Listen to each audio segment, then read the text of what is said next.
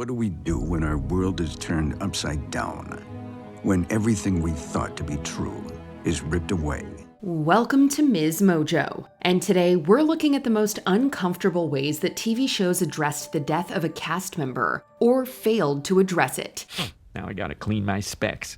Thanks, Edna. These naturally include some spoilers. Jerry Orbach as Detective Lenny Brisco, Law & Order, Trial by Jury. You weren't in court? They told me not to go. Who told you? A cop told me. Who was this cop? Throughout most of his Law & Order tenure, Jerry Orbach was privately receiving cancer treatment. Although his health continued to decline, Orbach remained passionate about playing Detective Lenny Brisco. Maybe I'm too close to my gold shield or too old a dog. I buy it. He thus signed on for the spin-off Trial by Jury, which came with less demanding hours. Orbach only managed to shoot 2 episodes before succumbing to his illness, however. Since he could barely speak in his final scene, it was redubbed so all the actors whispered. While this was a clever workaround under tragic circumstances, it carries an unnecessarily unsettling sentiment when one character says, quote, "I'm dying." The judge has the verdict. I'm dying over here. Although the franchise as a whole honored Orbach, this short-lived spin-off essentially forgets about Brisco going forward, serving as an unceremonious send-off in the character's storied TV history. They got you. Rod Serling as Rod Serling, The Twilight Zone. The Jordan Peele-produced Twilight Zone was the 3rd revival that fell short of the original. Amy, I promise you, I care about this show at least as much as you do. You got the sense that the showrunners genuinely wanted to continue the late Rod Serling's legacy, but the episode Blurryman was a misguided tribute. In a meta twist that most viewers predicted, Zazie Beetz' character discovers that the mysterious Blurryman is Rod Serling in all of his uncanny valley awkwardness. I take it I have your attention. Good. What aims to be a powerful reveal plays more like something we'd see at the queue for the Tower of Terror. They even got the same actor, Mark Silverman, to supply Serling's voice. What is this place? I think you know where we are. It's where you belong. While Silverman does a solid impression, zooming in on Serling's face only makes the effect look faker. A cameo that should have been left in the Twilight Zone. To open ourselves to the unknown. Not the end of the story, but a new beginning for the Twilight Zone. Adan Canto as Arman Morales, the cleaning lady. Adan Canto played the gangster who gets the titular cleaning lady mixed up with the mob. Viewers were surprised and saddened when Canto lost his life to appendiceal cancer, which he had been privately dealing with. While the 3rd season was respectfully dedicated to Canto, the showrunners struggled to address his character's absence. Have you ever talked about what you'd do if everything went wrong? I've already checked everywhere, Tony, okay? If he's still alive, someone has him. Well, we don't know that. That is the only reason he wouldn't have reached out to me or you. The season opens with the revelation that Arman is missing. He's tracked down in the season's 6th episode, but the decision to digitally bring Canto back makes Arman's final sacrifice feel cartoony.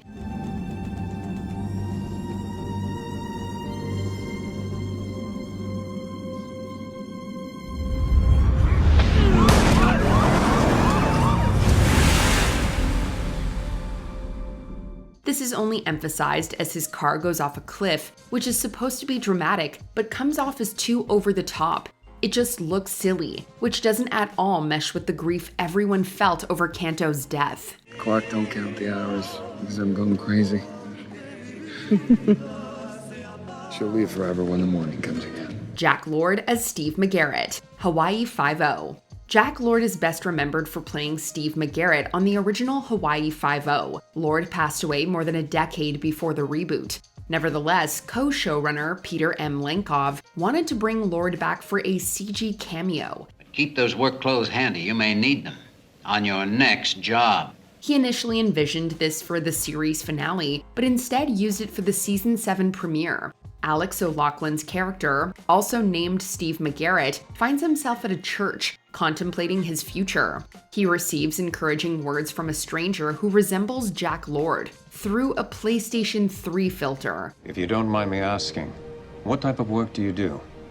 And I'm in law enforcement, 5-0 task force.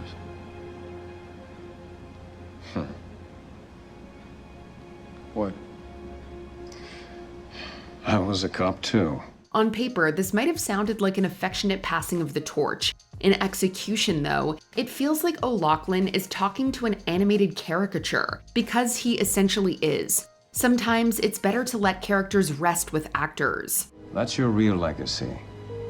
And the best legacy a man can leave behind is the people whose lives he's changed. Trust me. Marsha Wallace as Edna Krabappel, The Simpsons. Just as Phil Hartman's characters were retired after his death, The Simpsons writers knew that only Marsha Wallace could voice Mrs. Krabappel. The remaining lines that Wallace recorded were played at the end of a season 25 episode, followed by Ned Flanders and Nelson grieving her. Hey, I let you pay for those boys' skipping lessons. Okay.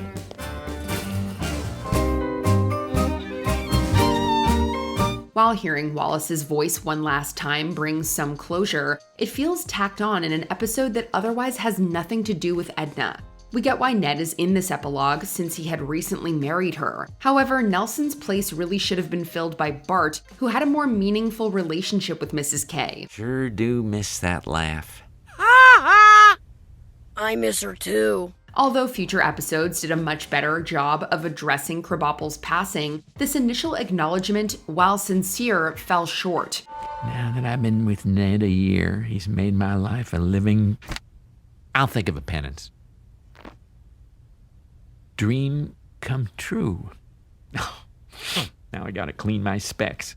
Thanks, Edna. Jim Davis as Jock Ewing, Dallas. Known for his work in westerns, Jim Davis's career ended with his most iconic role, Jock Ewing from Dallas. During the 4th season, Davis died from multiple myeloma. Hey, Jock, I wanted to talk to you about another land deal. Boys will take care of all business while we're gone, Punk. Don't worry about it. Y'all have fun, yeah?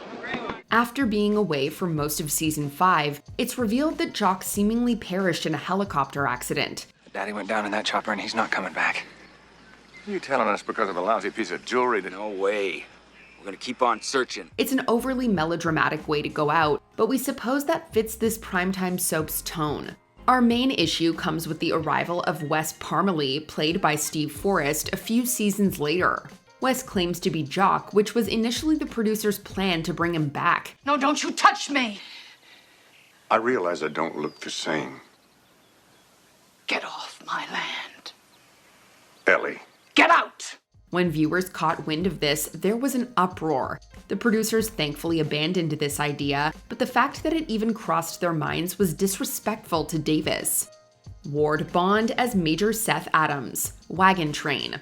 Working as a character actor with legendary film directors like John Ford and Frank Capra, Ward Bond got top billing as the original wagon master in this classic series. Healing up pretty good now, all except my legs. A few weeks ago, they were talking about cutting them off, but I didn't like that idea. During the 4th season, Bond suffered a heart attack that claimed his life. Rather than have another actor play Major Seth Adams, it was decided that John McIntyre would take over as the new wagon master, Christopher Hale. While handing the reins to another leading man made the most sense, Seth Adams' absence isn't delved into. Oh, we know more about you than you think we do. Back east every spring when we're putting these wagon trains together, everybody knows Christopher Hale, and they all talk about him too. That's so. You could argue that there wasn't much precedent for TV shows acknowledging an actor's passing at the time, but even Lassie gave Gramps a funeral when George Cleveland died. Wagon Train could have done the same. I got back from California. My house and barn were burned to the ground. Pat Morita as Mr. Miyagi, Cobra Kai. When Cobra Kai was announced, we all wondered how this premise could work without Mr. Miyagi, the heart and soul of the original films. Another kick in the head.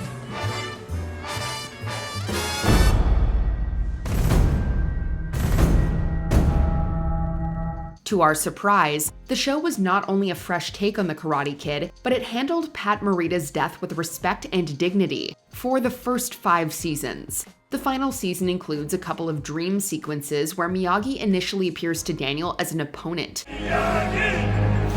Miyagi! Miyagi! and later to fight alongside him before imparting some last words of wisdom. We get why the creators wanted to bookend this story with Miyagi's return. For a show full of practical stunt work, though, bringing Miyagi back as an AI puppet just didn't sit well in a season that otherwise stuck the landing. Remember, Miyagi teach, win, lose, no matter. No need fight anymore. Naya Rivera as Colette Jones. Step up, high water. Following her breakthrough work as Santana Lopez on Glee, Naya Rivera was cast as Colette Jones on this show based on the Step Up movies. I see someone who wants to make it as a dancer more than you actually want to express yourself as a dancer, and there's a huge difference between the two. So you have more ambition than soul. After 2 seasons, news broke that the series would move to Stars. The subtitle High Water was dropped, which eerily mirrored Rivera's fate months after the announcement. I know you don't want to hear this, Ernest, but Sage is looking out for Rico. He's got a meeting tonight at Velvet City. Although she managed to save her son, Rivera lost her life in an accidental drowning. Season 3 underwent revisions, leading some to believe that Colette would be written out. Instead, the role was recast with Christina Milian. Just follow my lead, come on. You're gonna need this. Milian is a talented actress, but it would have been wiser to create a new character for her to play. Assuming that viewers would accept anybody other than Rivera as Colette was a huge misstep.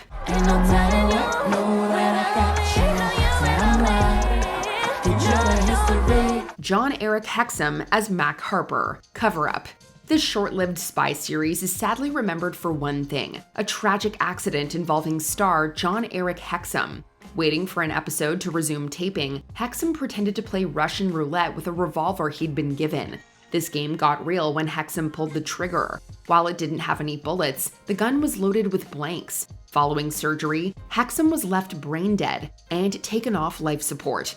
Anthony Hamilton took his place as Jack Stryker while Hexum's character Mac Harper died off-screen while on a mission. The show couldn't get past Hexum's death or Harper's abrupt exit. While the episode's closing dedication comes from a place of love, they bizarrely misspelled John Eric's name in the text, making his eulogy feel rushed. But the lives he touched will continue to be brightened by his light.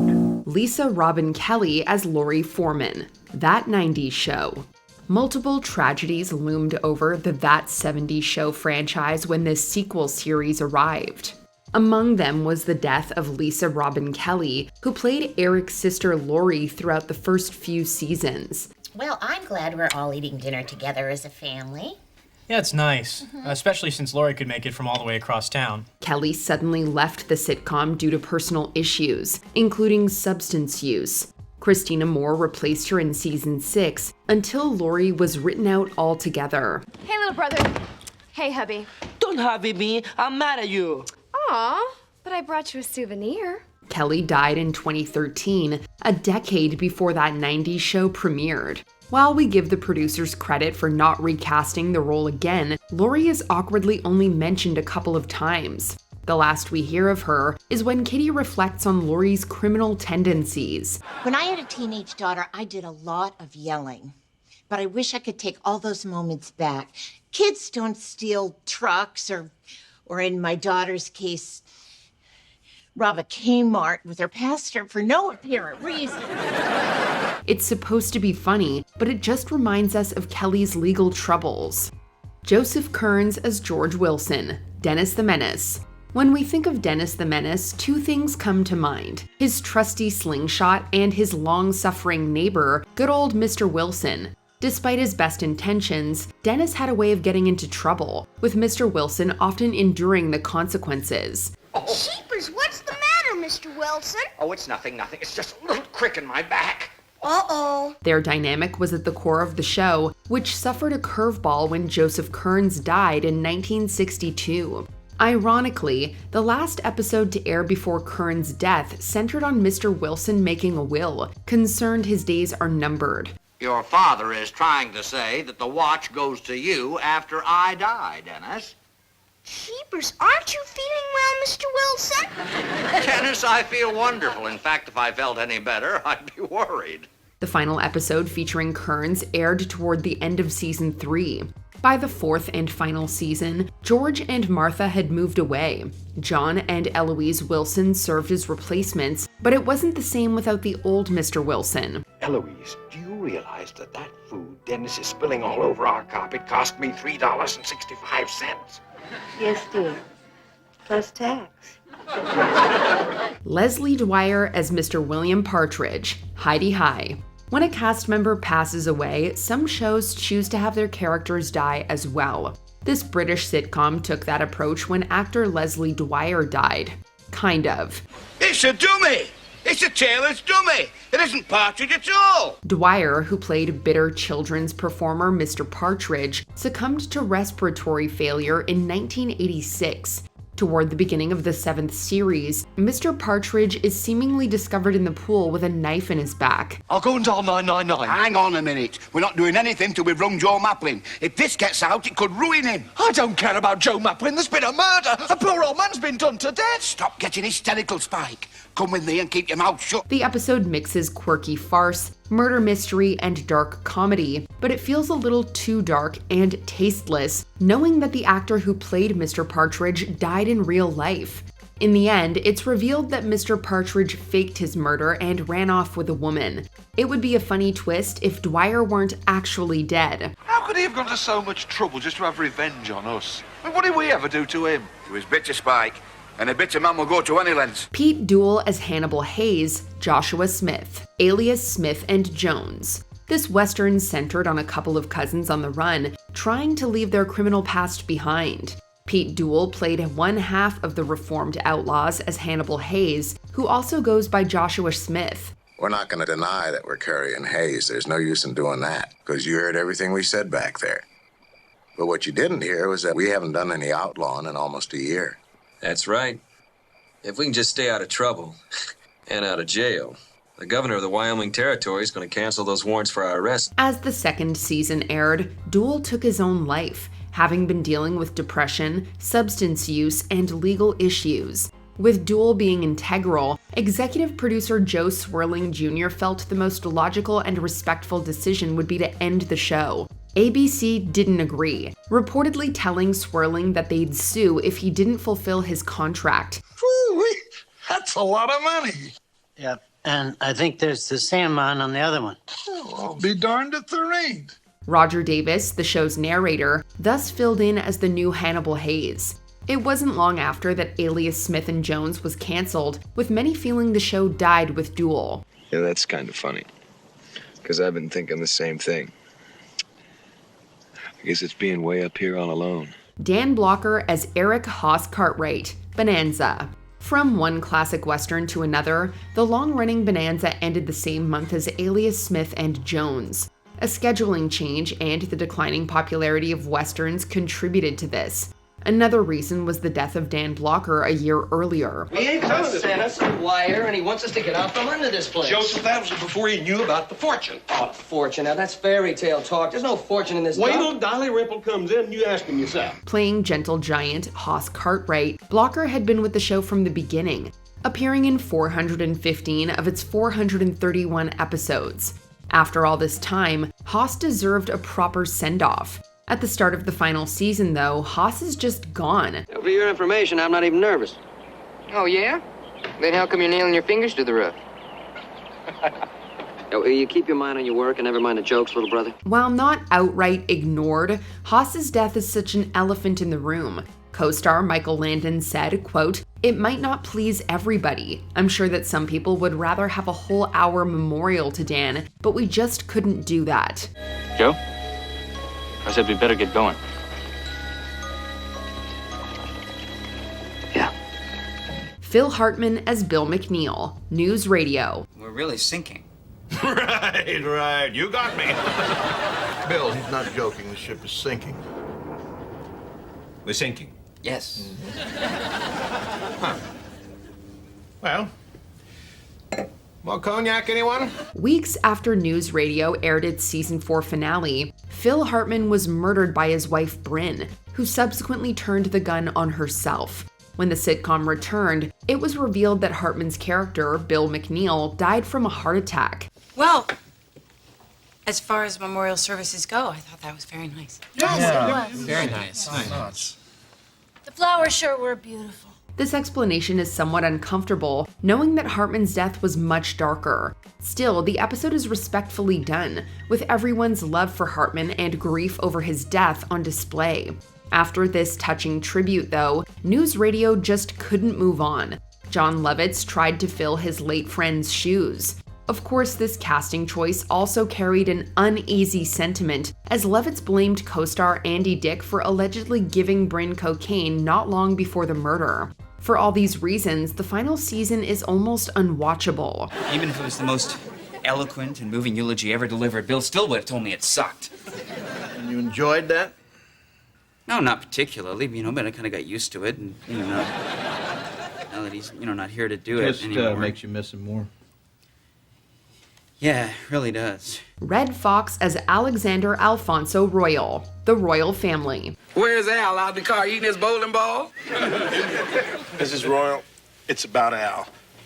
We got some awful news. Best known for Sanford and Son, Red Fox staged a TV comeback with the royal family, which Eddie Murphy created. The sitcom centered on Fox's Alexander Royal and his wife Victoria, played by Della Reese. After barely a month on the air, Fox endured chest issues on set. At first, some thought Fox was recycling one of Fred Sanford's classic bits. This heart attack was real, though, and Fox didn't recover. The doctor comes out and says, Mrs. Fox, we've done all that we can do, and your husband is gone.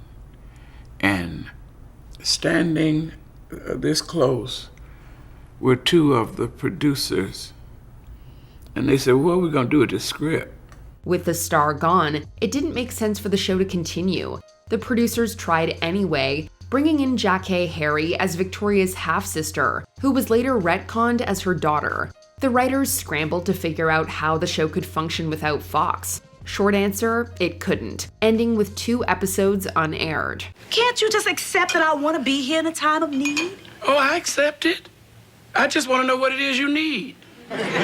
Nancy Marchand as Livia Soprano, The Sopranos. HBO was aware that Nancy Marchand was living with lung cancer when she landed the role of Tony Soprano's mother. Although Livia was supposed to die in season 1, Marchand reportedly convinced David Chase to keep her around. I just worry about you. And don't start with that nursing home business again. It's not a nursing home. How many times do I gotta say this? It's a retirement community. You're an active senior your own age. You go places, you do things. I've seen these women in these nursing homes, in these wheelchairs, babbling like idiots. Here, eat your eggplant. Heading into season 3, Chase had big plans for Livia Soprano, who was going to testify against her son. Chase had to change course when Marchand's cancer took its toll. Svetlana's waiting for us over there. She's dead. I'm sorry, Dad.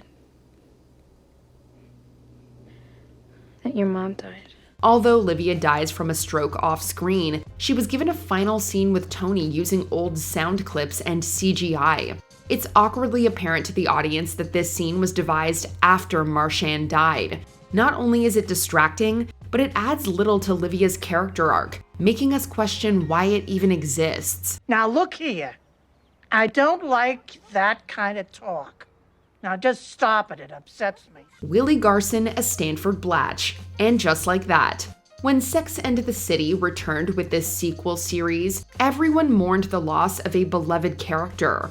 No, not Mr. Big. Obviously, we mean Stanford. What a chic place for a funeral. Trust me, it's the only chic place for a funeral. Thank God for these lesbians. Willie Garson was on board to reprise his role as one of Carrie's best friends. Garson even shot 3 episodes, but he died from pancreatic cancer during production. And just like that, Stanford left his husband, moved to Japan to manage a TikToker, and then somehow wound up as a Shinto monk who doesn't care about possessions anymore, all of which occurs off-screen. Good Photoshop. What's the bit? No. There's no bit. He had a big, ugly fight with his TikTok client. She fired him and ran off to Berlin. He wandered around Kyoto for days crying, eventually found his way into a temple where I guess he stopped crying. We get that there wasn't an easy way to explain Stanford's sudden absence, and they weren't going to have another funeral right after Biggs. Still, this has the carelessness of I'm sorry, I can't, don't hate me. By the time you read this, I'll be in Tokyo. I mean, who is he, the lost Bronte sister? He said he couldn't bring himself to tell you he was leaving face to face after Big died. Right, and a note is so much more compassionate.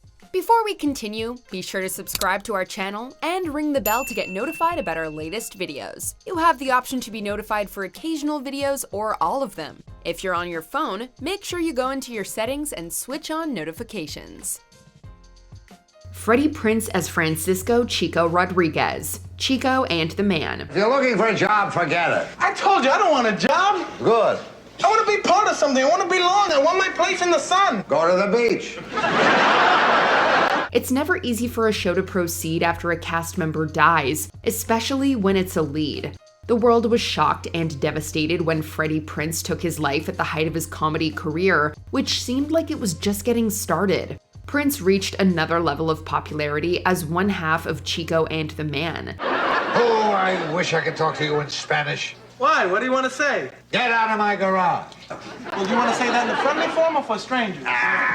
Although many felt the show should have ended after Prince's death, the final episodes of Season 3 moved forward without Chico. At the beginning of Season 4, Ed takes a kid named Raul under his wing, nicknaming him Chico. It's later revealed that the real Chico died. Despite Ed's comment that you're all Chicos, there was truly only one, and the show didn't last without him. Man, I won't need an extra half hour for lunch today, tomorrow, any other day. I'm leaving the garage and I'm leaving you. Which shows do you think mishandled the death of an actor? Let us know in the comments.